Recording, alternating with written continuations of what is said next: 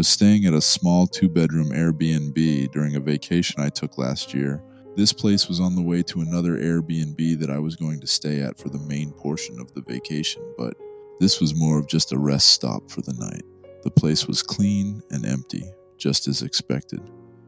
When I arrived, I walked around the whole house to check it out, before bringing in my luggage and sitting on the couch. It was probably 8 p.m. by this time of night. As I sat dozing off a little, the doorbell ringing made me jolt awake.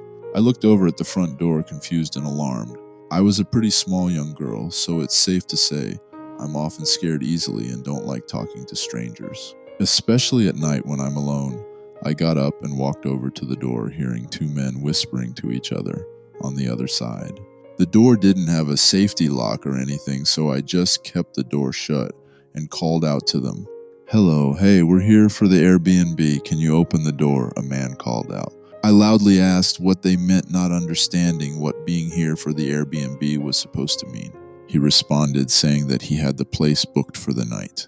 I knew there had to be some sort of mistake, so I told him, still yelling through the door, that I had it booked as well, and that he needed to contact the owner.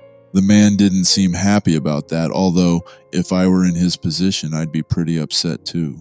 I heard one pair of footsteps walk away from the door, while the other man asked again if I could open the door so that we could talk about it. I was about to give in, putting my hand on the doorknob, thinking that he seemed believable, but something came over me telling me to just play it safe. I said my husband would be down to figure it out in a few minutes. I didn't want them to think I was alone, so I was hoping that would catch him off guard if something was bad. The man didn't respond, though.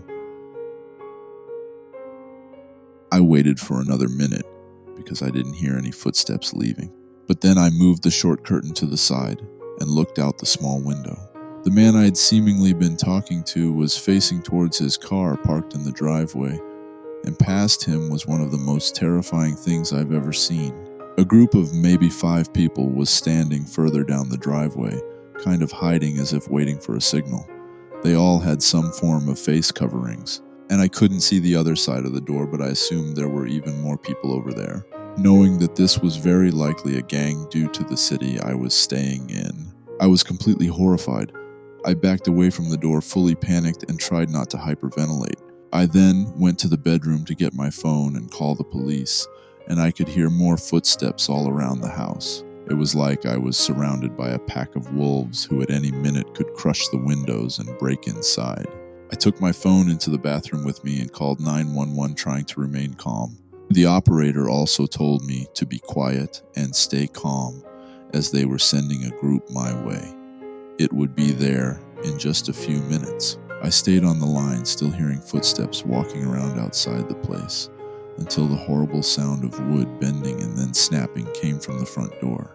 I was crying profusely now, trying to muffle my mouth with my hand. I listened as a whole group of people ran inside, opening doors and cabinets, before one approached the bathroom door and tried the handle.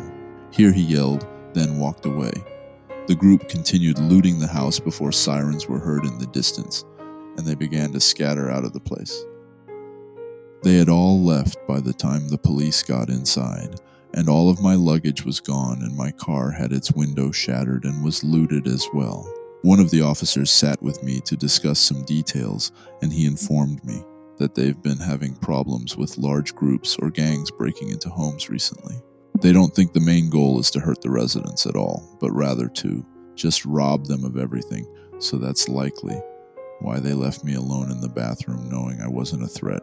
Whether their intentions were to harm me or not, it was still terrifying. I know it likely had little to do with me staying at the Airbnb that night, but it has still made me really anxious. Every single time I stay at an Airbnb now,